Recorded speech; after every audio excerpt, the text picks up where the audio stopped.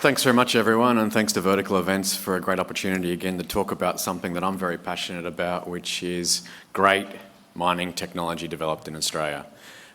We as a company, we've got a business model where we combine new ideas, new intelligence into big data and machine learning with our own exploration team, great group of people working on solving the challenge of where are we going to find all of the metals for the future that we know this industry needs. Sensor, we started as a company back in 2020. We listed coming up to just under a year ago in sort of tough market conditions at that point in time. But we have a history going back more than 30 or 40 years with the companies that we've rolled up under the Sensor banner.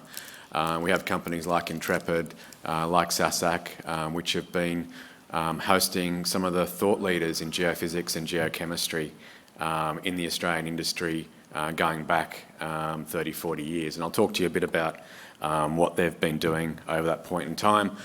But I wanted to sort of dwell just quickly on some of the thematics that are driving the use of our technology and the boom we're going to see in new ideas and approaches to finding more metals. As we know, battery energy transition is a thing that we've been talking about a lot over the last couple of days. But what does that actually mean? And I like to go to the IEA report whenever I'm in the US or talking to investors. Do you know how many mines that's going to require us to build and to find over that period of time? And you're looking at a minimum 50 lithium mines, tier 1 lithium mines, 60 nickel mines, 17 cobalt mines, probably 50, 60 different copper mines, etc. How many mines did we find last year, the year before? I mean, we've had some spectacular discoveries, but we are nowhere near being able to replace the metals that we're consuming at the moment, let alone finding the metals that we need to look at an exponential increase in supply. What we think is going to supplant this is by being able to do things smarter, use innovation, use data, use machine learning, use all the tools that mining has, I guess, been somewhat reluctant to use to project and make new discoveries in new locations. When you look at Australia, a third of it sticks out of the ground, 2/3 of it's undercover. Almost all of the discoveries are coming from areas that are in well-known locations that stick out of the ground. We struggle undercover. We've put a lot of research into it, but we need new tools to be able to extend from our known outcrop geology to undercover and make more discoveries. And we think there's a hell of a lot more to be discovered in Australia, North America and developed mining areas, and we won't need to go to more exotic jurisdictions. We just have to do things smarter, use new ideas to be able to unlock that value. So as Sensor, we've been spending, I guess, that period post-IPO really developing and honing the technology. We've explored a number of our targets. We've put that information back into the system. We've started offering a lot of these products to our clients as well, and started generating revenue in invoiced and cash last quarter. We did 1.3 million. We're looking to improve upon that, giving a bit of a forward look at what our total contract value is coming forward at the moment. We're excited about the partnerships we're generating and the companies that we're working with. We're working with companies, the majors, BHP, Anglo, right down to junior companies in the Eastern Goldfields that are using our data and technology to be able to get new insights into old and new data that they've collected. But there's some exciting things coming along. But what is our technology? I think data in the mining sector has almost been a bit of a cottage industry. You go and see someone, a geologist, he's got a database, it's secret information, no one else has seen it since the 80s. This is old thinking. We've been able to use algorithms to be able to automatically unpack data that's been publicly released, proprietary information, suck that information into a data platform for Western Australia, now South Australia, Victoria.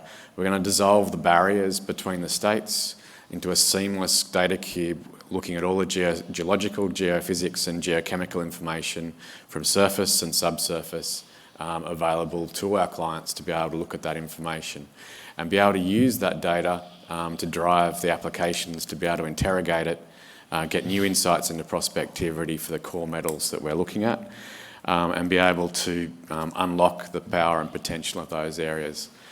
I often get asked, is this going to replace geologists? You don't need humans anymore. Are you spinning something about AI? And there are a lot of, I'm told there's a lot of charlatans out there spruiking artificial intelligence and machine learning. And I think that's a problem with the sector. It's not defining what we are doing. Our technology is about pattern recognition. Computers are better at recognizing patterns in data than the human mind is. And we can see that in all of the adjacent industries, and that's what I think people pretty much accept that. But what we're doing is saying that geologists in the future need to be more data savvy. They need to understand more about what's going on with the predictive information and be able to utilise the computing technology to really zero in on the areas where those smarts can pay attention and pay dividends.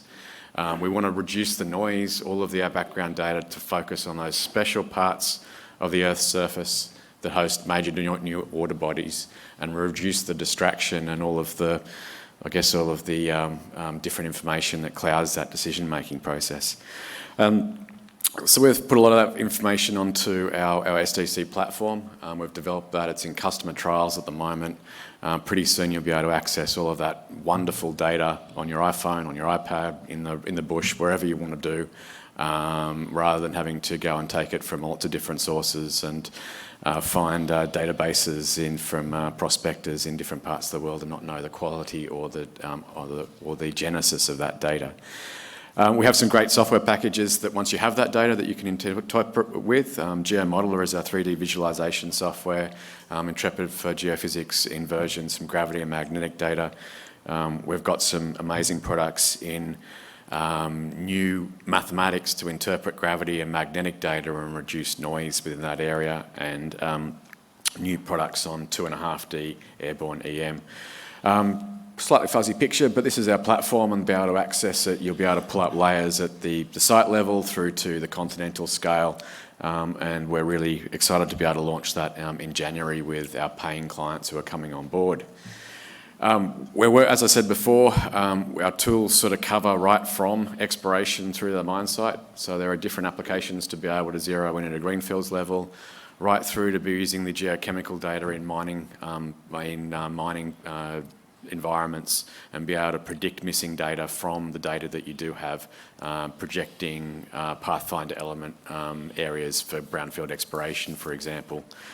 We sell a lot of our technology into the growth markets around the world, so we see India, China, Turkey, Brazil as being the areas where mining technology is both in demand and people are really crying out for that innovation in Australia.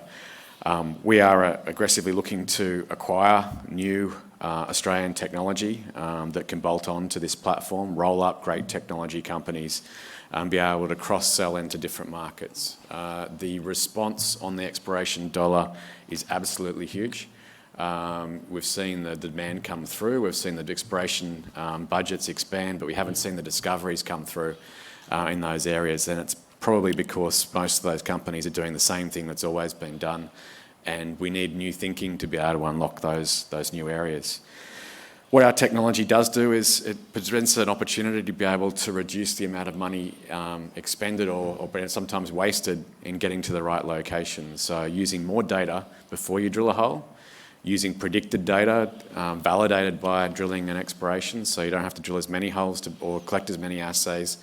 You can use prediction more effectively in the field.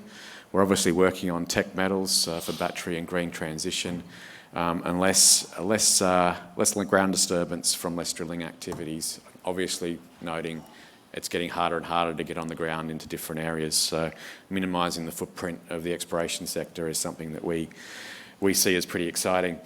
Now, another question I'm always asked is, where's the validation of your system? That's, I guess, it will take decades to be able to show how many mines were built from this approach. But what we've seen in testing our own targets and in acquiring other targets is some spectacular initial results. We announced earlier this month, and I think we've got people from Lithgold here, a joint venture for lithium in the Eastern Goldfields. Our computer didn't know that there was a lithium target in that location until we dug down, and lo and behold, Lithgold was already exploring for lithium, already had a large coherent lithium anomaly co-located with our artificial intelligence generated target, which I always find quite nice. So it's anecdotal, but it backs it up when you see some of the other targets that we've got. We just released results from our first pass air core at Boudinot. This is a surprising target for us. It's the middle of nowhere. I think the nearest drilling hole is about 15 kilometres away. Not known for gold mineralisation at all. We kind of scratched our heads. Robbie Rowe, who's here in the audience, our chief geologist, he's like, why on earth is the computer sending us there? And our approach is, well, we'll go pick that up, we'll go peg it, we'll go put some air core over it, and we'll see why it's predicting that location. So we did offences over that area. We've come back with air core at the bottom of the hole there with 1+ grams. So knowing many people in the audience know how rare it is to go to a new location, put down a hole and come back with gold mineralisation when you have no data to work from before, purely the predicted information. We also have, I guess, what we call projects in known gold locations. Many of our targets are in major gold-bearing areas around Leonora, Meekatharra, around St Ives, etc. I think it's telling us that there are wildcard targets like Boudinot we talked about before, but most of the targets and geology is exactly what you'd expect. It's the areas that we know about. There's much more to be found in major mining districts. So North Darlow here is just north of Red 5's area. The challenge here is it's undercover. Where do you target? Where do you drill? We've been through and encountered pretty encouraging RC and air core results there, up to 2-3 grams in the RC program. So we do follow-up drilling there.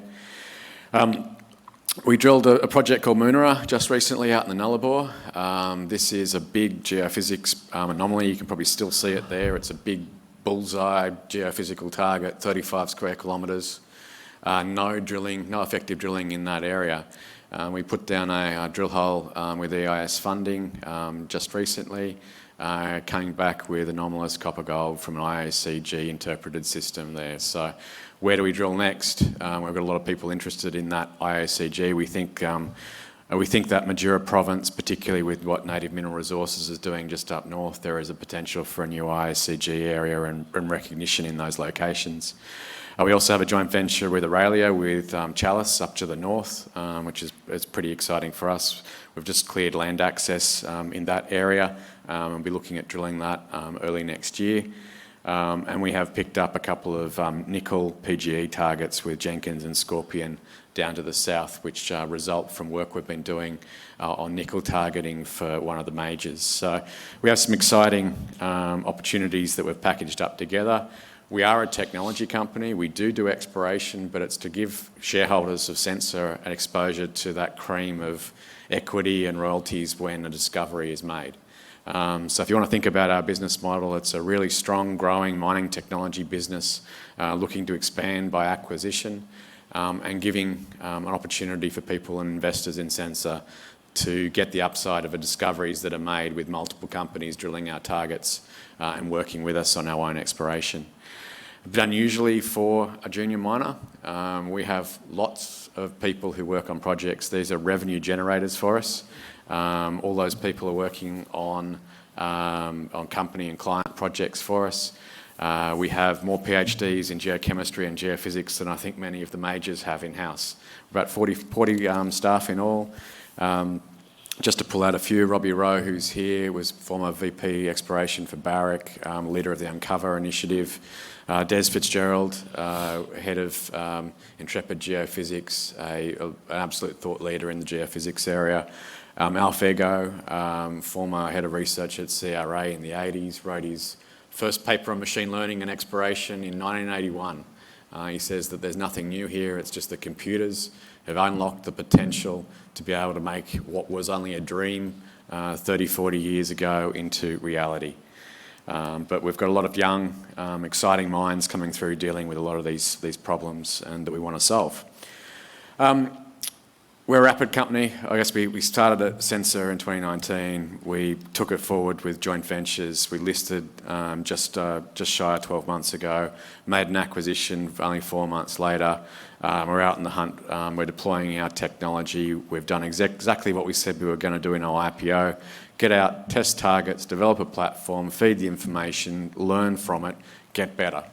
I think it's wrong to sort of say, well, is this the 100% now? No, it's not. I know that version 2, version 3, as we learn, as we grow, Our ability to be able to use big data and exploration is going to change things, and that's what Sensor's here to do, to disrupt conventional exploration.